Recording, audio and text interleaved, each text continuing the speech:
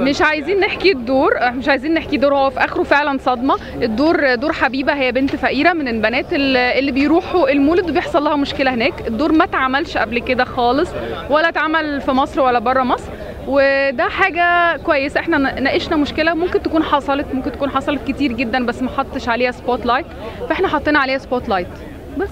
الفتره اللي جايه معاكي فنان فيها ايه؟ الفترة اللي جاية منتظرة عرض مسلسل وجع البنات إخراج أستاذ أحمد النحاس، وفي إن شاء الله عمل لدراما رمضان، بس لسه حاليا في مرحلة التعاقد، ما تعاقدتش. وجع البنات المفروض فيه جزء تاني؟ وجع البنات فيه جزء تاني، ولكن احنا منتظرين الأول عرض الجزء الأولاني ونشوف صدى ورد فعل الجمهور، بعد كده نبدأ إن شاء الله في جزء تاني. كان في مشكلة حصلت بين أستاذ أحمد النحاس وبطلات الفيلم. المشكلة دي بقى بخصوص المشكلة أنا حابة أكلمكم عنها.